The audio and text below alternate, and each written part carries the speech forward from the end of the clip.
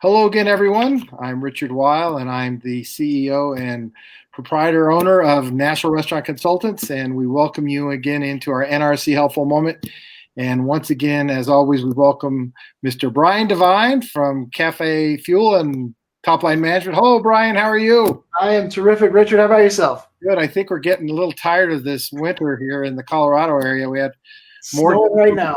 more snow today, and it is the 21st day, and we're going to celebrate Earth Day tomorrow, and that's going to be terrific, which is always a good thing. And a lot of restaurants across the country make a good special thing, even coming out of COVID. And it's exciting for me today to have a really special guest, Mr. Jim Beatty. Did I say that right? Yep, that's correct. Yep. Jim Beatty, who is an individual who has a really wonderful background. He has spent many years living in Russia, working in Russia, and he still collaborates in Russia right now.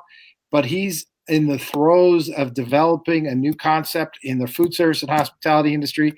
He's an entrepreneur, and I think it's going to be extremely exciting to see what he comes up with. But more importantly, today, Jim, what we'd like you to talk a little bit about today, since National Restaurant Consultants works all over the world.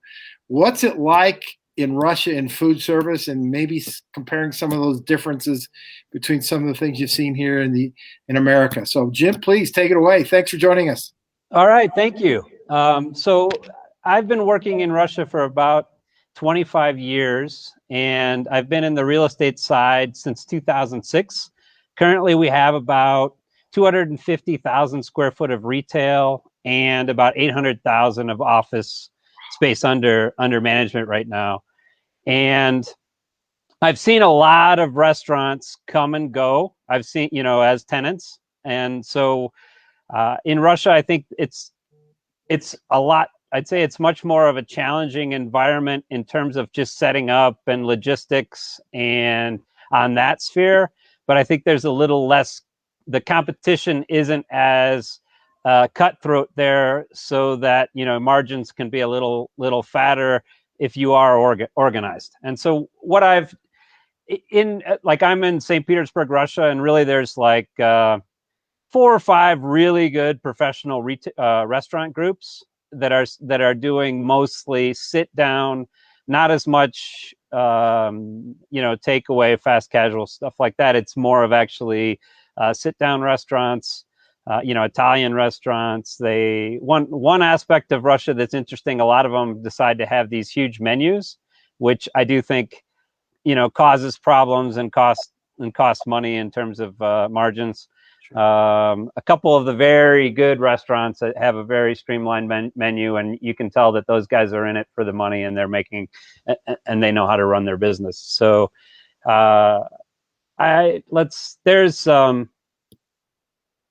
So a lot of challenge in Russia is just getting set up, getting the building in their premise in compliance with health. Similar thing with health inspector, but I think Russia's health inspector is a little more difficult to work with. There's also, I think, fire inspection norms are always not so clear. And then in Russia, the successful guys are really good at running like clean, everything through the computer, all cash, all accounted for. And those are the guys that actually can build and scale their restaurants. And then all the rest of the mom and pops probably are really like, doing a lot of cash business. It's, my guess, not reported. And just an example of how that works is, like if we have a tenant and it's a mom and pop business, of course, we would never enter into a revenue share with them. We just can't trust that we're getting the right numbers. So, but on those like 4 or 5 restaurant groups that I talked about, we'd do revenue share with them all day. So and I think they understand that the scale, they need to be systemized and systematic, and they need, it doesn't make sense trying to save a penny here and there. You really need to do things official. So that's kind of the restaurant industry. There's some interesting kind of national chains, I'd say, that are on the fast casual. One that's interesting that I'll talk just briefly about is there's a company called Teremok, and it's basically that does like Russian they do Russian pancakes, but they also do soups and a lot of kind of quick, fresh, nutritious food, relatively nutritious food for a fast casual. And they've been very successful. And I think also the reason they are is that they have a very systematic approach, and every restaurant is really easy to run. So the funny thing is they actually tried to open in New York. I know they tried 2 restaurants there, and just the complaints I got is that they said they were faced with problems with the health inspectorate, and it was Russian. They were basically discriminated against because they're Russian. My guess, they just didn't have the right team in place for New York. That's my guess, but I have no idea. So, but it's just interesting how that happened. One of the big restaurant groups from St. Petersburg did have a very successful restaurant in New York called Maria Ivanovna, and so they managed, but it's again a high-end restaurant. What was your favorite restaurant in St. Petersburg? Well, it changes constantly. I mean, actually, one interesting thing is when I first got to Russia, I got there in 1994. And at that time, there were like no restaurants. I mean, I'm not kidding. There were almost no restaurants. So what was really interesting about that time, when a restaurant opened, everybody in business, the whole expat community would go. So it was for a city of 8 million people, it was like the business community was tiny. You definitely would see the same people every day. So, and I remember the first McDonald's opening in St. Pete. I remember before that, we had this terrible Finnish restaurant called Carol's that opened in St. Pete, and they weren't very good. When there was also this German burger place that wasn't very good. And then finally we got like an Irish bar. It was interesting watching that whole market develop. But now there's amazing options for food in St. Pete. I highly recommend. I mean, maybe after COVID's done, going there in the summer on a vacation, because the actually restaurant scene is amazing. There's some amazing, like some of these, especially these 4 groups, they do a great job.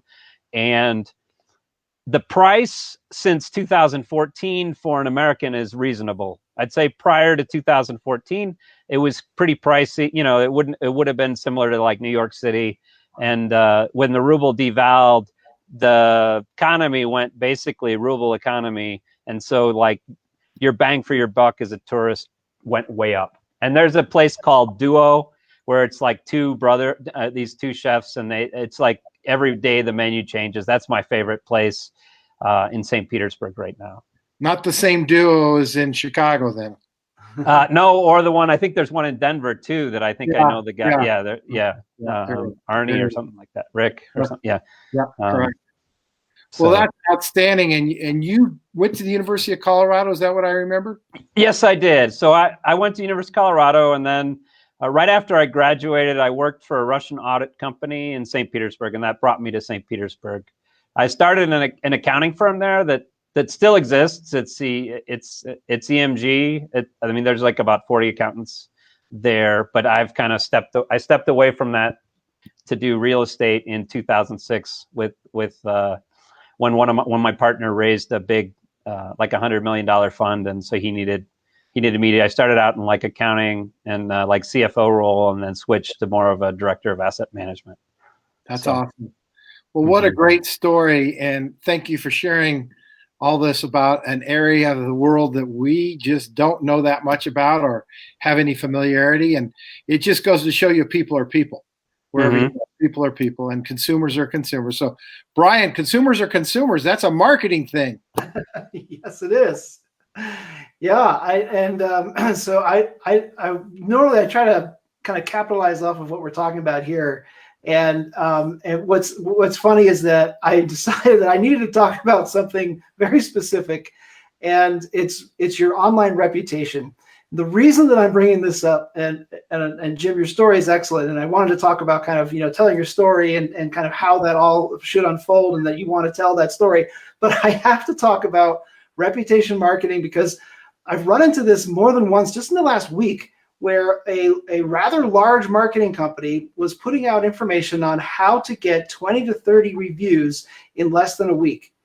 You don't want that. Do not do that. So I want to just be crystal clear. That is the wrong thing to do. It can hurt you. It really can. If you get 20 or 30 reviews all at once and then nothing, Google is going to see that as you are gaming the system and you are going to tank. It is a big deal. Do not do it. And I couldn't believe it. The marketing companies I saw doing it, they're actually very good at what they do. They should just never be talking to anyone about reputation ever again because they don't know the basics. So I just want to make sure that you know that you don't need 20 or 30 reviews a week. What you need is 1 or 2. And you're probably going to get more than that organically. But if you can control the process, if you think through how you want to get reviews from people, then you can consistently get 1 or 2 really good reviews. And yes, I recommend gating reviews. You've probably heard people say, well, Google doesn't like it. Yeah, Google doesn't like it, but we still do it because there's no way for Google to ever know, ever. And as long as you do it right, and that means that they are leaving the review directly from their phone, not from like you. And there's ways to make all that work, but here's the key. 1 or 2 good reviews coming through your system that will outweigh any negative reviews that might come organically is worth more to you in the long run than getting 20 or 30 5-star reviews all in a couple of days. Well, So that's relative to the number of units that you have, because if you've got 5, 6, 7 restaurants, that could mean 10 to 15 reviews in a week because it's per restaurant. And the other thing is important is depending on the number of followers you already have on your Facebook or in your Google, if you're a really high volume, busy restaurant, 5 to 7 wouldn't be out of the norm. But harvesting, and that's what Brian's talking about, actively going out to harvest additional reviews at that 15 to 20 or 25 level, you're going to tank your Google reputation. And we've seen it done. We've seen it with clients all across America and in Canada where they just become self-destructive. You almost become self-destructive. And so, it's really interesting. And Jim, just pivot back to you real quick. I would guess people are reviewing restaurants in Russia too, right? I'm guessing. Oh yeah, it's again they have they don't use Google as much as this. They have a company called Yandex that is the leader there, but very, very important. And I think a reputation, like everywhere, and is extremely important, and good service and good food. So. Well, Jim Beatty, we can't thank you enough for taking the time. I know how busy you are. Your schedule's crazy, and we look forward to hearing and looking at your success in the near term. And thank you, Brian Devine, as always. Anything else, folks, for today, gents? I think we're good. That'll do it. So everybody, bye for now. Thank you. Bye for now. Thank you. Yep. Bye, everyone.